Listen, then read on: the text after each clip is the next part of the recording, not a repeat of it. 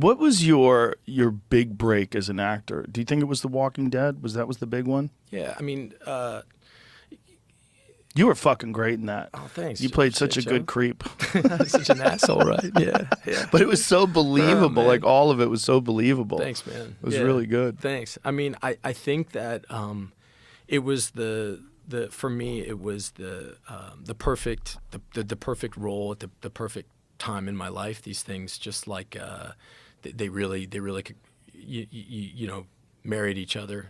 You know, I'd been busting my ass for about 10 years before that and just failing miserably. You know, I think a lot of people think that you just like, you know, that I'd been doing it for a long time. But I was still really a pretty big fuck up, Joe. And I was hitting brick wall after brick wall in my life. I was kind of a shitbag. I wasn't a good boyfriend. I was still, you know, and having episodes of violence on the street. I was still getting into street fights, still getting into trouble. I was drinking way too much.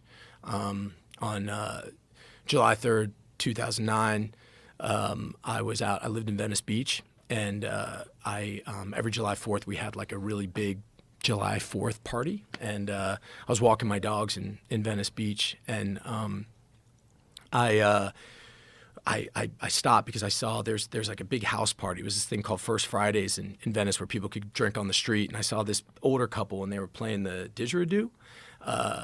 You know the didgeridoos? Okay, so they were playing that's pretty good, bro. And yeah, so they were playing the didgeridoo and they were probably like a couple in their 60s. And I saw this one guy outside the party who was kind of like a ringleader. He was dancing around, drinking 40s. You know, they're kind of like wannabe tough guys. And the guy went over to the woman who was playing the didgeridoo, and he lifted it up and he like put it on his crotch, so it looked like this old woman was like blowing his crotch. And I remember just like looking at her husband, and he was just like broken. And like I saw this couple, like they had to pack their stuff up, and it was just like, and I don't know, Joe, there was like something about that, like I was drawn to, like I was supposed to see it that day, and I like saw red. And like right at that point, that same guy, he called my dog over. My dogs are super well trained, and I walked them. They weren't on their leash. And I had this one dog named Boss, this great pit bull, and he's like, "Oh my gosh, look at that dog." We were probably 50 yards away, and he called the dog over, and Boss went over to him. And the guy's like petting my dog and kind of like roughing up my dog a little bit, just kind of like manhandle him because he's a big pit bull, whatever it was. And I called my dog back, and the guy held on to him and didn't let him come back to me. And again, man, you know, some part of me wanted this to kind of happen, you know, and I went over to him, and I grabbed my dog, and I was like, "Boss, let's go." And I pulled my dog away, and he's like, "Hey man, get off my dog."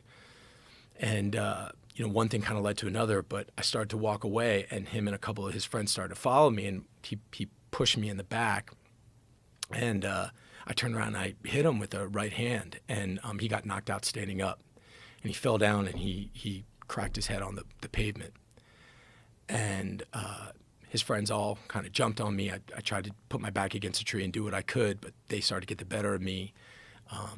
Police came, and you know, long story fucking long, you know, you don't look like he wasn't waking up, and you know,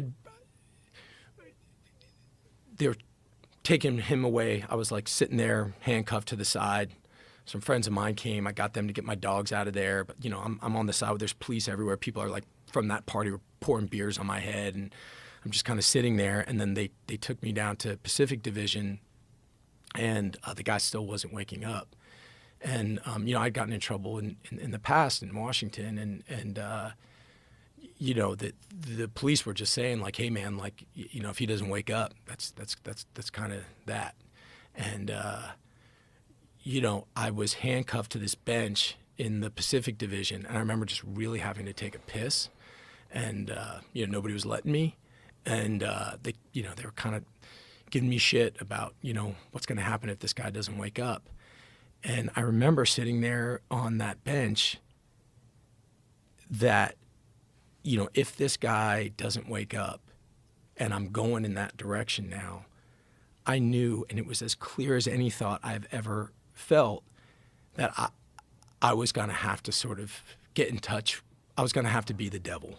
I was going to, if I was going that route, all this acting shit, all this friends and fun, it's over.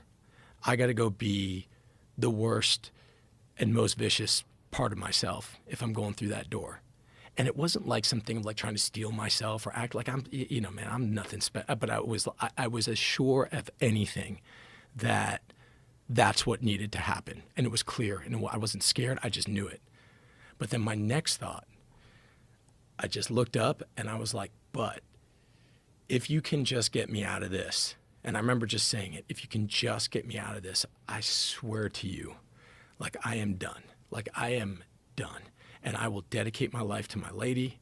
I will dedicate my life to my work. And I will dedicate my life to you. And I will dedicate my life to service. Like I will dedicate my life. And, literally, man, I'm not trying to, 1 second later, cop came by and said the guy woke up. And, man, that could have gone anyway. And I know, again, you asked me about Walking Dead, but literally 1 year after that, July 3rd, 2010, I was on set of my first season of Walking Dead. Wow. And, not drinking, focused, engaged to be married, had my first kid on season 2. And again, man, I'm like so like profoundly like humbled by that and grateful for that, like so grateful for it.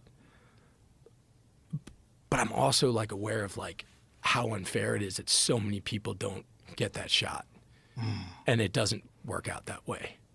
And, but yeah, like getting to then kind of play a role like that had a real beginning, middle, and end kind of like built in, it was, and at a time in my life where I just totally stripped all the fat out of my life, the people I was hanging out with, the way I was behaving, I got ridiculously disciplined pretty much about every part of my life.